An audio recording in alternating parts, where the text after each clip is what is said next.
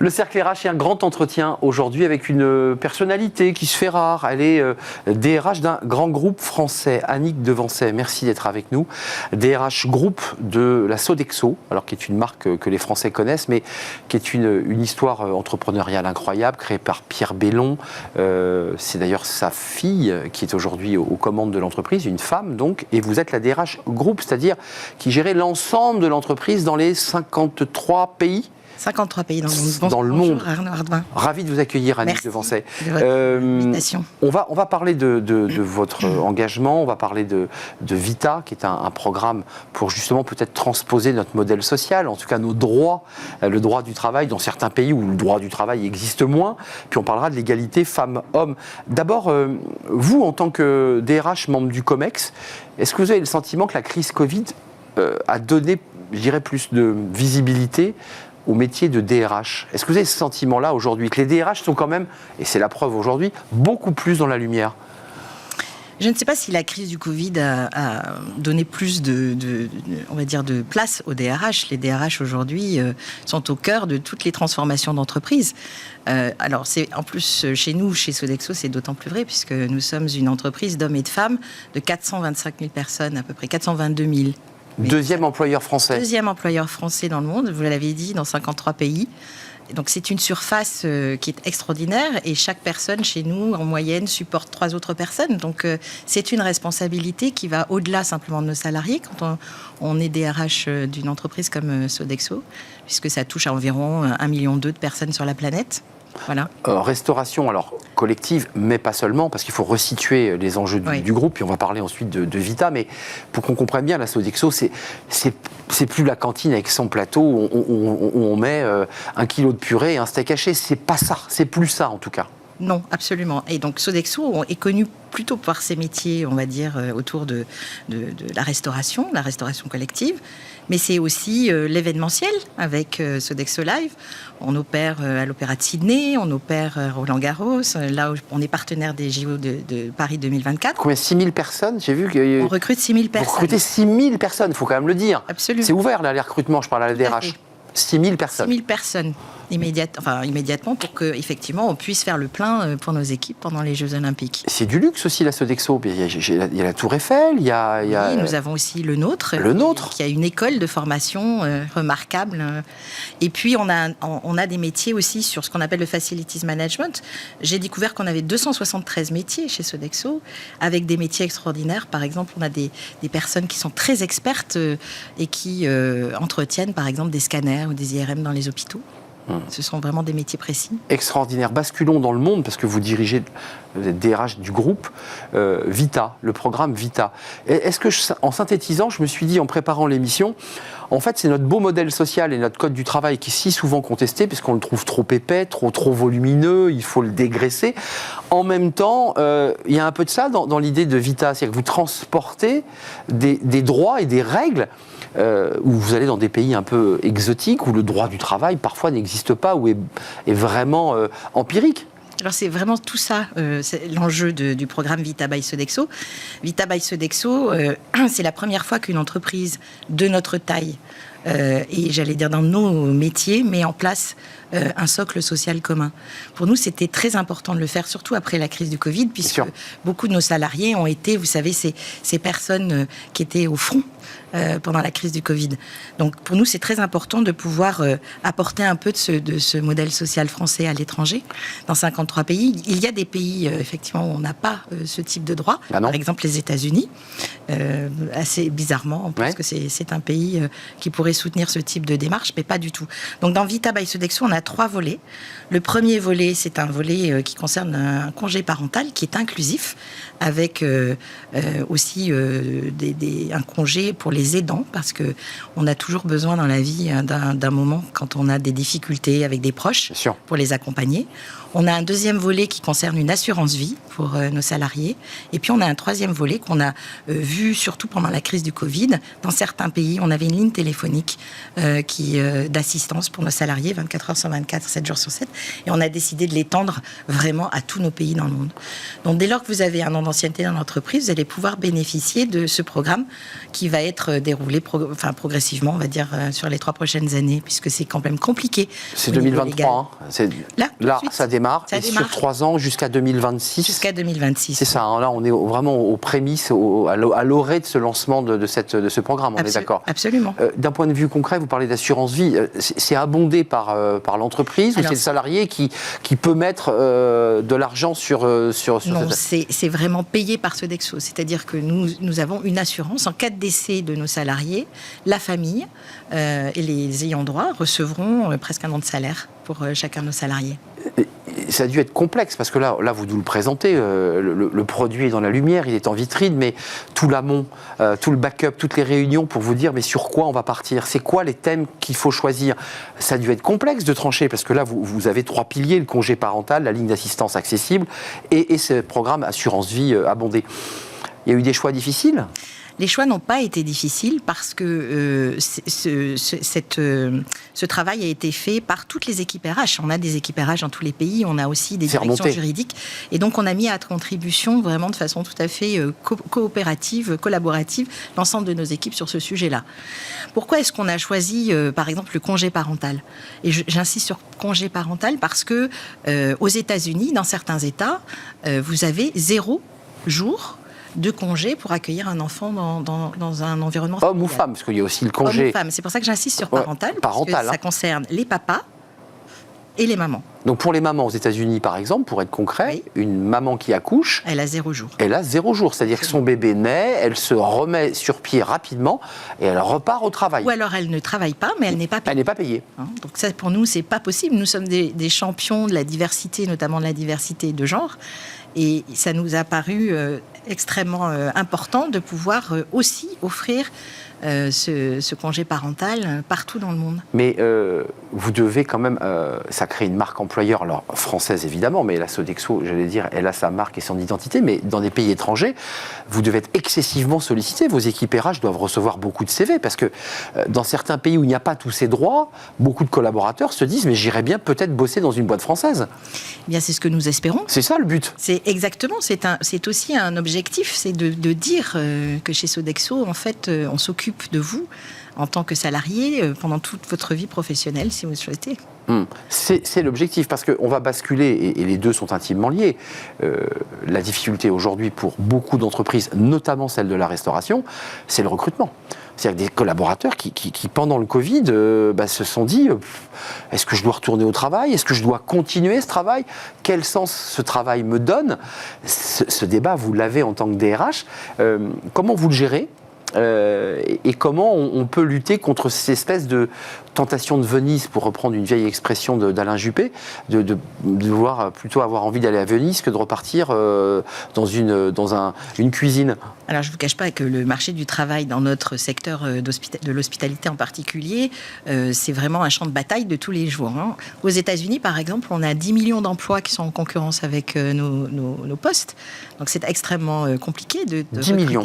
Voilà. D'accord. La marque employeur, l'engagement, la promesse employeur, c'est juste essentiel. Je pense que Sodexo est une entreprise peut-être qui était plutôt timide dans sa communication. Et donc là, nous avons vraiment voulu remettre au centre de notre communication employeur ce que nos salariés nous disent de l'entreprise. Parce qu'une marque employeur, c'est d'abord ce que les gens vivent.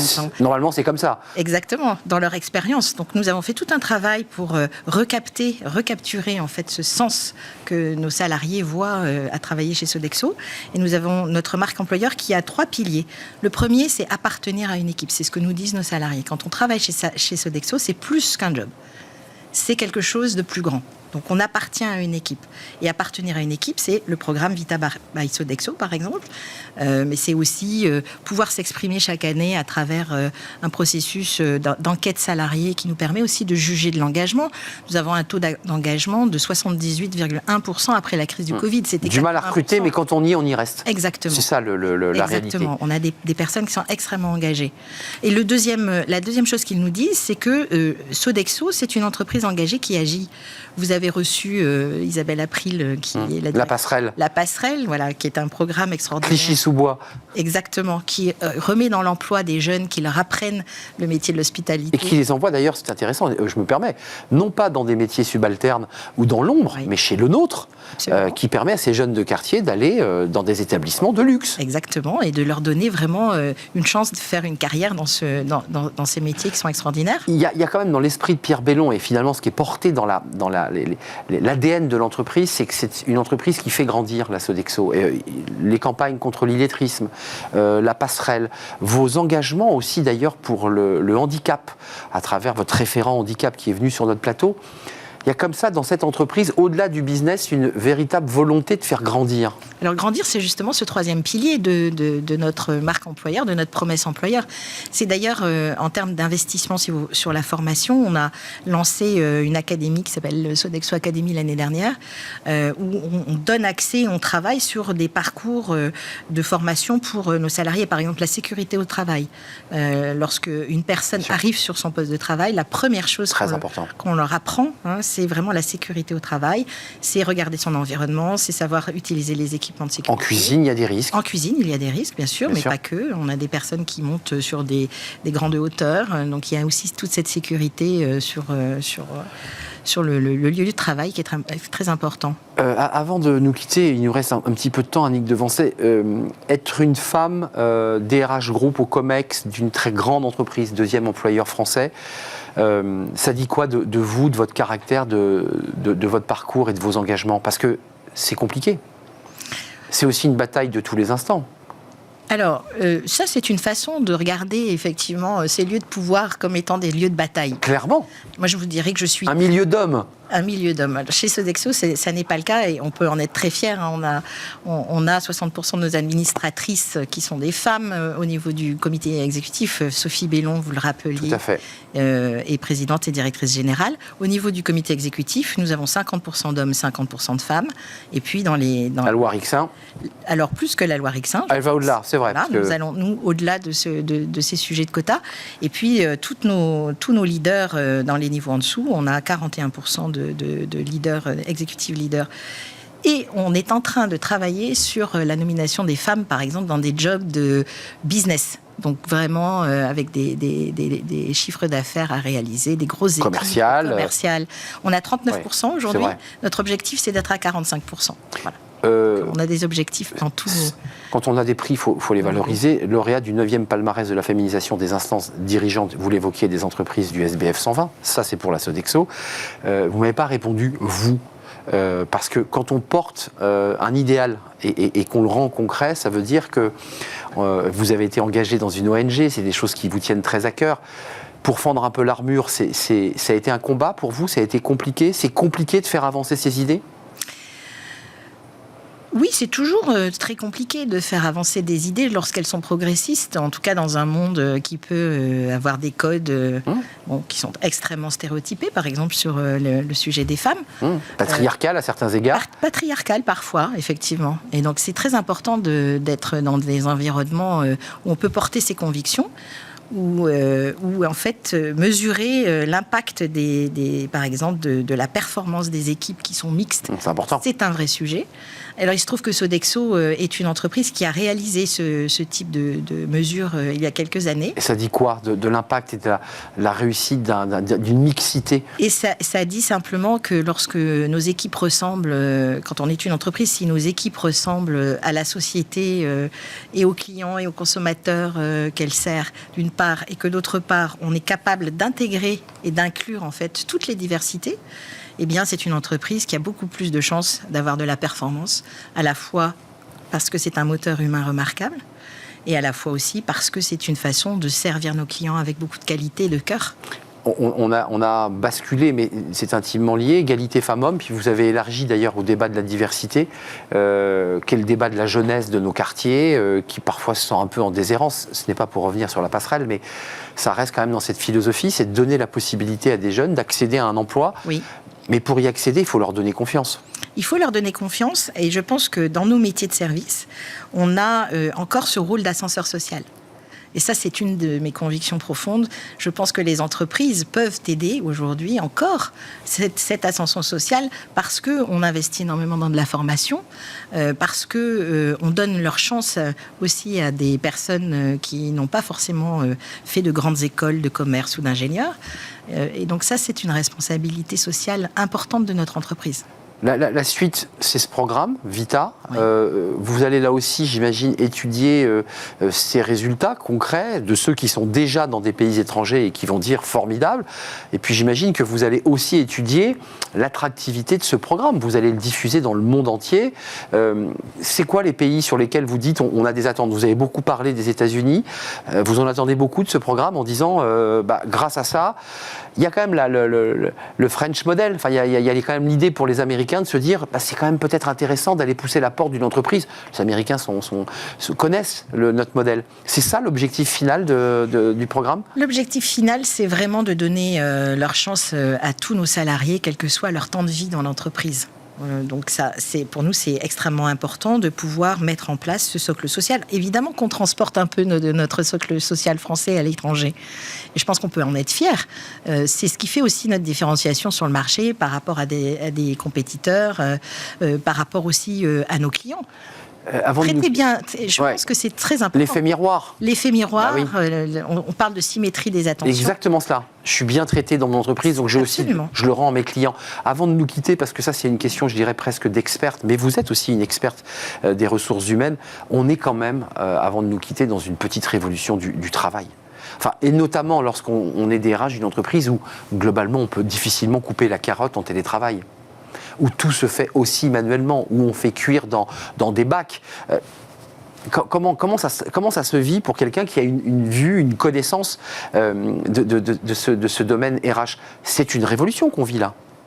C'est une révolution. Alors, vous parlez par exemple du travail hybride, qu'on a beaucoup vu se mettre en place avec le Covid. Alors chez nous, on était une entreprise globale. Donc aujourd'hui, on a 5% à peu près de notre population. 5% chez Sodexo, ça fait 50 000 personnes qui effectivement sont dans un travail de bureau. Donc on applique le travail hybride. Là, ça marche. Et comme on travaille de façon tout à fait globale, toute la journée, on utilisait déjà ces outils. Ça marche. Voilà, ça marche. Mais vos salariés qui vous disent, mais nous, on ne peut pas télétravailler. C'est une vraie question. Eh oui. C'est une vraie question, non, parce que je pense que ce sont des sujets d'innovation RH sur lesquels il faut absolument que tout le monde se penche.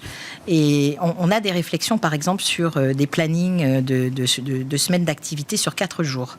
Parce que ça, vous y venez. Ça, c'est une façon aussi de pouvoir répondre à cette demande, de pouvoir avoir 2-3 jours. La compensation par une journée libérée. Exactement. Et c'est une journée libérée, mais qui n'est pas en plus. C'est simplement une autre organisation du travail. Voilà.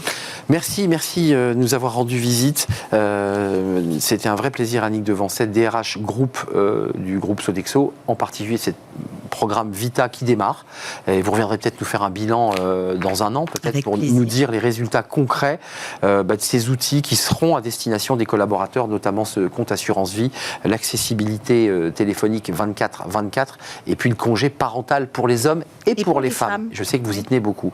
Merci d'être venu nous rendre visite. On termine notre émission avec Fenêtre sur l'emploi, évidemment, et on accueille notre invité.